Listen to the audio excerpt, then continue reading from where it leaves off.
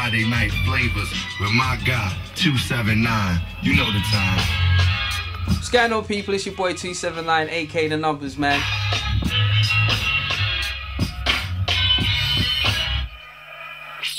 Obviously things have to change. It's good that things move on. We have technology has helped us to become better at scratching. We've got better turntables, better needles that don't skip.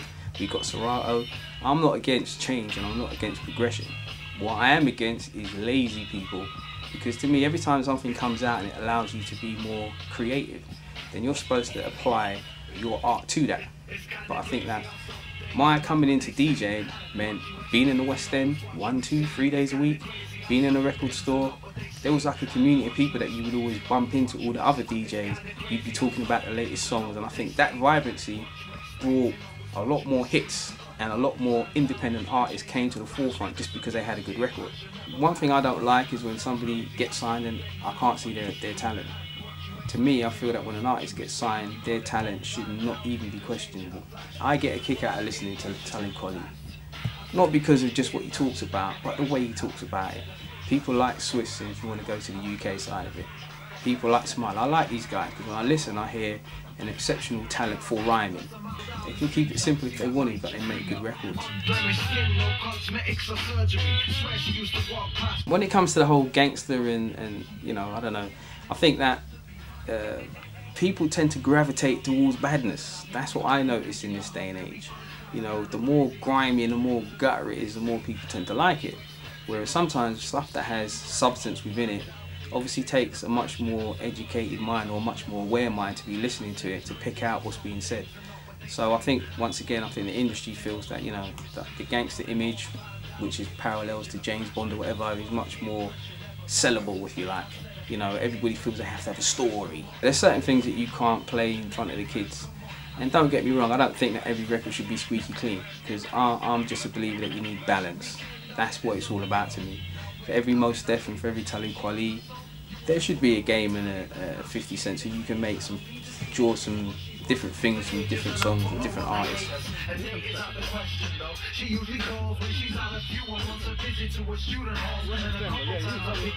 I'm excited about becoming a patron because I have a passion for wanting to see people who have talent move forward. That's all I've ever done with my radio show, and lots of things I've done are not necessarily for me, they're because I'm a part of hip hop. I am not hip hop in itself, so it's down to people like me to push forward. They always say the DJ is the most important thing in, you know, the cornerstone of hip hop. So you have a responsibility to make sure that things that you think are good get heard, because that's how it all starts. Nobody just comes out and is big.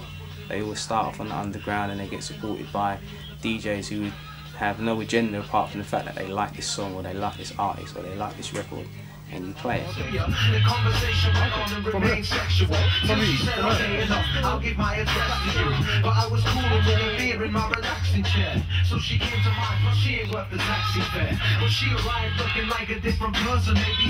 Wale is one guy, I think. Sorry Wale, I'm just not feeling his music at all. I'm just asking myself, what's the hype? I just think he's very mediocre and doesn't deserve to be taken up the limelight, in my opinion. Who else? See, I can appreciate things that I don't necessarily like. I can appreciate why someone else might like it, but there are certain things I'm just like, you know, Lumidee, why has she got a record contract? How could I forget Soulja Boy? He definitely would have to go. Gucci Mane, he would definitely have to go. Like, alright, although she's successful, her music just annoys me, Lady Gaga. But I appreciate why people like her, but me personally, I can't stand that.